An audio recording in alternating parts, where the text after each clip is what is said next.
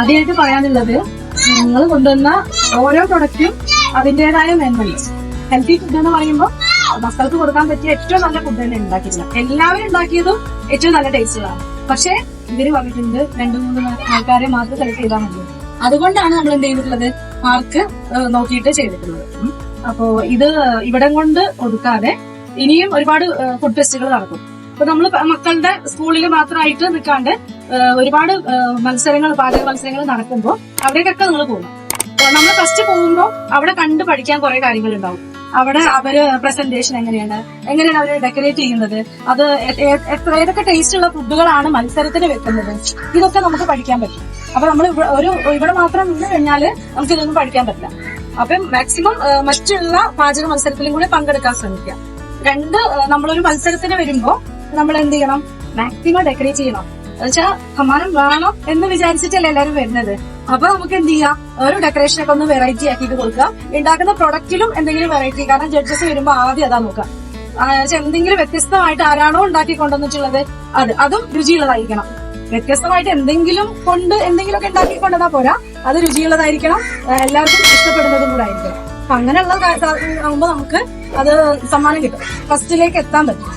അപ്പൊ എനിക്ക് തോന്നുന്നു കഴിഞ്ഞ വർഷം വന്ന ആളുകൾക്കൊക്കെ അറിയാമെന്ന് പറഞ്ഞിട്ടുണ്ടായിരുന്നു കാര്യങ്ങൾ എങ്ങനെയുള്ളത്. പുതിയ ആളുകളോടാണ് ഒന്നും കൂടെ അത് റിപ്പീറ്റ് ചെയ്തത് കേട്ടോ. 2 പേർക്കാണ്, കാരണം നമുക്കത് ഒഴിവാക്കാൻ വയ്യ. ഒരാൾക്ക് തേർഡ് പ്രൈസ് കൊടുക്കാൻ പാടുള്ളൂ എന്ന് അവര് പറഞ്ഞു. പക്ഷെ ഞാൻ പറഞ്ഞത് പറ്റൂല, 2 ആൾക്ക് എന്ത് വേണം, തേർഡ് പ്രൈസ് കൊടുക്കണം എന്നുള്ളത്. തേർഡ് പ്രൈസ് പറയാം. തേർഡ് പ്രൈസില് നമ്പർ 18 കറ്റാർവാഴ പായസം അല്ലെ. നമ്മള് അടിപൊളിയായിട്ട് തന്നെ ചെയ്തിട്ടുണ്ടായിരുന്നു കറ്റാർവാഴ പായസം. കറ്റാർവാഴ കൊണ്ട് തന്നെ നിങ്ങളെല്ലാരും കഴിച്ചു നോക്കിയതാണ് അല്ലെ. സോ ആണ് തേർഡ് പ്രൈസ്. തേർഡ് പ്രൈസ് ഒരാൾക്കും കൂടി ഉണ്ട്. നമ്പർ 1 കാച്ചിൽപ്പഴത്ത്. അത് അടിപൊളിയായിട്ട് തന്നെ ചെയ്തിട്ടുള്ളത്. നമുക്ക് കളറല്ല, ബീട്രൂട്ട് ഒക്കെ വെച്ചിട്ടും അതിന്റെ ടേസ്റ്റും കാന്താരി മുളകും കാച്ചിലും ഒക്കെ കൂടി വെച്ചിട്ട് മാത്രമല്ല അത് നന്നായിട്ട് അലങ്കരിച്ചിരുന്നു. കൺഗ്രാറ്റുലേഷൻ. സെക്കൻഡ് പ്രൈസ് നമ്പർ 2 ചക്കരപ്പയറ് സലാഡ്. ചക്കരപ്പയറ് നമുക്ക് രാഗി വെച്ചിട്ടുണ്ട്, പ്ലസ് സലാഡാണ് അവർക്ക് എന്ത് ചെയ്തിട്ടുള്ളത്. ചക്കരപ്പയറ് മാത്രമല്ല, സലാഡും കൂടി ഉള്ളത്, കാരണം അതൊരു കോമ്പിനേഷൻ ആണ്. കാരണം കുട്ടികൾക്ക് നമുക്ക് ഹെൽത്തി ഫുഡാണ് നമ്മുടെ മത്സരം. അപ്പൊ അതിലാ നമ്മുടെ സലാഡില് എന്താ പറയാ, മുളപ്പിച്ച ചെറുപയറും, സാധാരണ കുട്ടികൾ അത് കഴിക്കൂലല്ലോ.